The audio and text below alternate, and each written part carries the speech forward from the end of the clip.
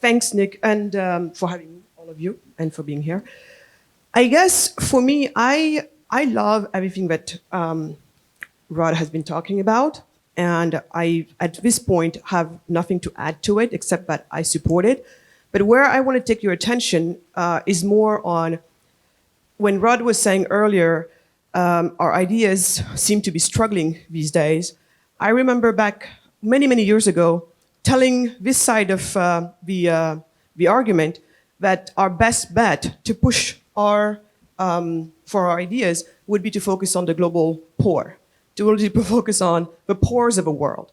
And if we, you know, I've always sat on that side of it. How do these ideas, you know, impact the global poor?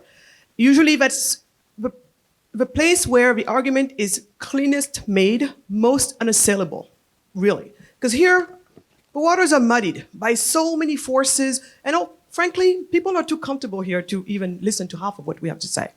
So when it comes to the climate, we have the same problem. So everything Rod says, and I'm going to be definitely going to be working with you guys on these coalitions, but before we can even give these coalitions a chance, we have to also get our voice in the narrative. Like you said, for the longest time, we're almost like seen as deniers of the climate. I certainly was never on that camp, but I've always been. So right now, my point is for them to even hear the solutions we're proposing, they have to even feel like there is a problem about their solutions, and they're not right now. As with everything, they hold the moral high ground. And that moral high ground is important for us to reclaim. So what I'm talking about here is deconstruct their narrative, rebuild the narrative, and because we don't just criticize, we criticize by creating, we then create. So we have at this point to criticize, and I don't think we've been doing that right, and then we plug in the creation part that we're talking about here. And this is where we come in.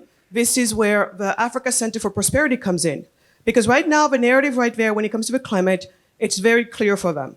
Climate is at stake, the world is at stake, and so we must stop all fossil fuel emissions by tomorrow. When you look at the timelines they give us, in human time, it's tomorrow they want us to change.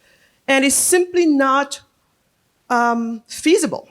And where it's the clearest, there is no argument, is in the developing nations. And take the case of Africa in this case.